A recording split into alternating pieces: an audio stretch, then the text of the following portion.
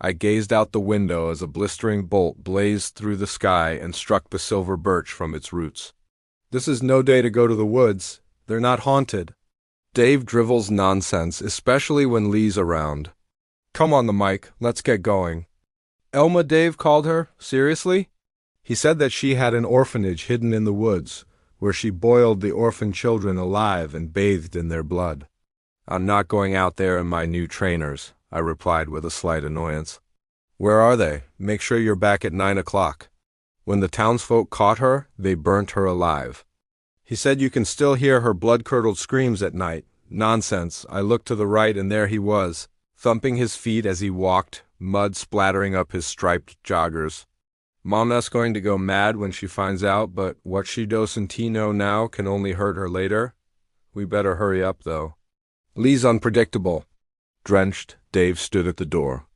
Dave's got a shifty look in his eyes and with angst in his voice said, Come on, Mike. We need to meet Lee. He said to be there for 6. Just a minute, mate. I need to find my boots. Mom, I yelled up the stairs, I'm going out. As the light flashed, the freckles shone his beetroot face. Mom yelled even louder. Dave and Lee were slightly ahead, talking quietly. Dave turned around with a wild look in his eyes. He's not acting himself. Maybe he is more scared than he lets on. You're not scared of the witch, are you? Lee mocked. As we got further in, I could hear a faint cry. Lee looked as grotesque as always, his eyeballs sunk even deeper inside his unnaturally swollen cheeks. There was a flyer there. Is that Buster? I'm 16, Mom, I shouted back, slamming the door on my way out. At least the sky stopped pissing on us. Dave shivered. I didn't know he went missing. That's John next door's dog. He used to love me giving him leftovers at Dad's barbecues.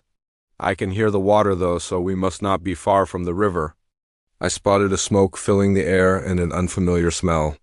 It stunk. It was like something had been left in the fridge to go moldy, then set on fire. I felt a redness fill my cheeks as Dave glanced a sly grin. I still can't find my boots. I put my new trainers on. I can't see much beyond the fire. Who makes a fire here? Another sick joke from Lee, probably.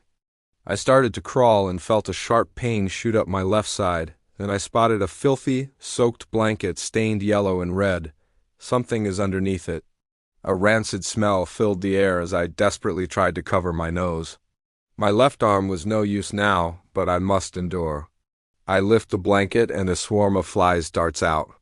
The smell consumes my nostrils and enters my taste buds, making me vomit over the blanket.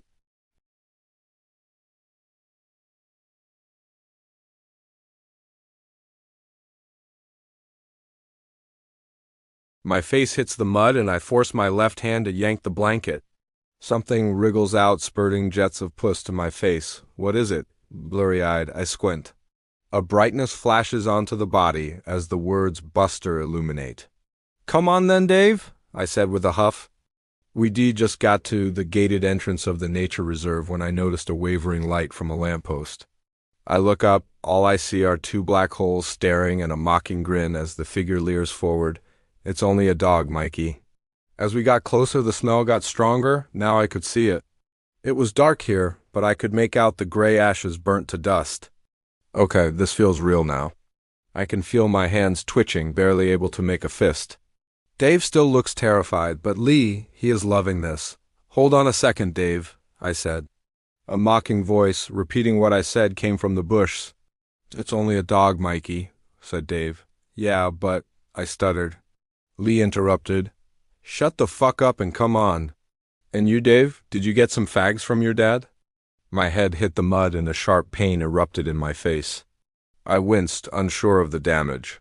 The adrenaline rushed through my veins as I clawed my fingers into the floor. Dave quickly replied, Yeah, mate, here's a $20. Dave's bottom lip trembled. He had a keenness in his dark eyes. The sun dropped beneath the horizon as any last light was swallowed by the grayness of the sky. Here we are, announced Lee. I'm not going first through the undergrowth, sighed Dave. Michael, take your skinny arse and make a path for us. I didn't reply to that. I knew better not to. Did anyone else hear that? I asked. Dave and Lee, now just behind, had a giggle and seemed to share a joke. Stop being a baby and get on with it, sobbed Lee. Yeah, it's getting dark now and I can barely see anything, said Dave hesitantly. The wind blew red leaves down which bounced off my clothes. I've never been this far into the woods. What's that smell? I asked. Smoke, replied Lee. I shook my head, stopping when I realized Dave was looking at me. Shit, what's that over there? Dave said in an unconvincing tone. As I turned to look, I felt a nudge in my back. We didn't plan it like that. I vaguely heard, unsure who spoke. I look up and there is no sign of Dave and Lee. I gasp and muster the words, Buster? A dark figure appears in front of me.